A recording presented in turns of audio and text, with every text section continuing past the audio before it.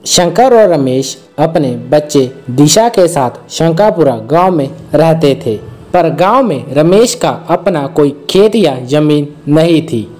इसलिए रमेश दूसरे साहूकारा के जमीन पर काम किया करता था। सारा दिन गर्मी में धूप पसीना बहाकर रमेश को 4 पैसा मिला करता था।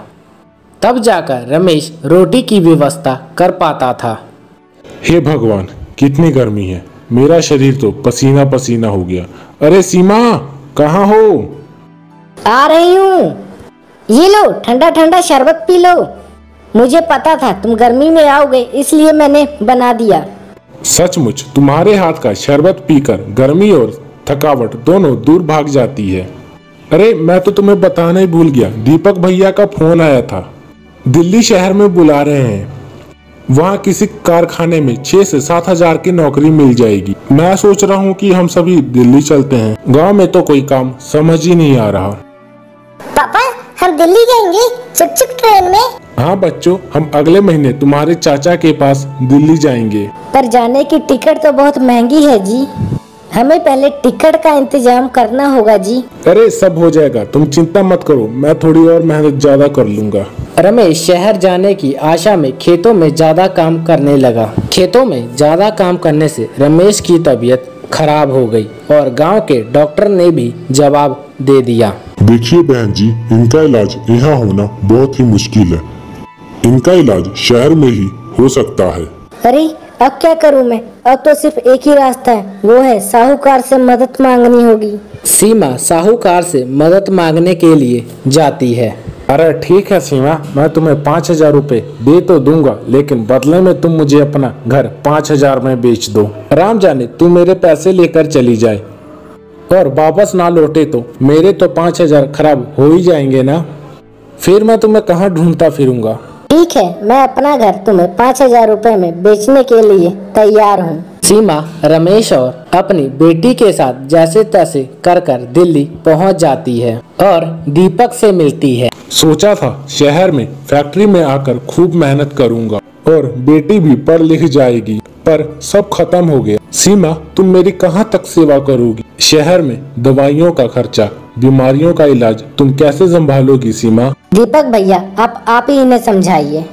अगर यही हिम्मत हार जाएंगे तो मैं और मेरी बेटी का क्या होगा? भाभी माई, तुम चिंता मत करो, सब कुछ ठीक हो जाएगा। जब तक किराए का मकान नहीं मिल जाता तब तक आप हमारे साथ यहीं रहो। मैंने एक सरकारी अस्पताल में नंबर लिखवा दिया है। तुम्हें रमेश को डॉक्टर के भी पास लेकर जाना है। रमेश का इलाज शुरू हो जाता है। सीमा के सिर पर किराए का कमरा, रमेश का दवाइयों का खर्चा और साथ ही साथ घर और बच्चों के लिए पैसे कमाना भी जरूरी था।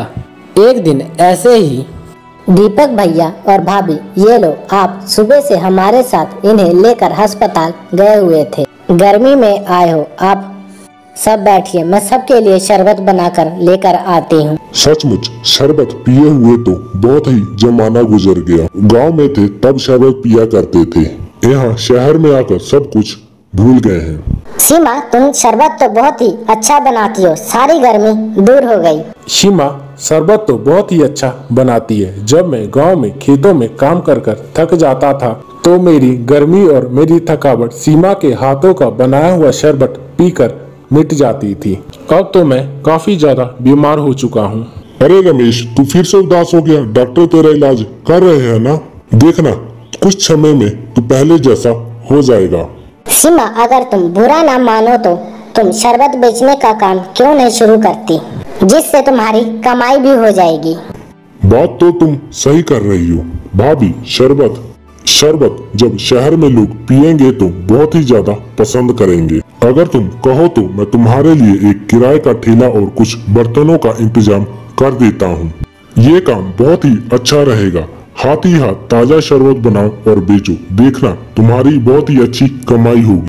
अगर ऐसा हो जाए दीपक भैया तो बहुत ही अच्छा होगा। अगर आप मेरे लिए इंतजाम कर दे तो दीपक भैया, आपकी बहुत ही मेहरबानी होगी। ठीक है भाभी, मैं कल ही ये सारा इंतजाम कर देता हूँ। दीपक सीमा को एक किराए का ठेला और कुछ बर्तनों का इंतजाम कर देता है। सीमा ताजा शरबत बनाकर बेचने का काम करती है, पहले तो उसके ठेले पर कुछ ही ग्राहक आते थे।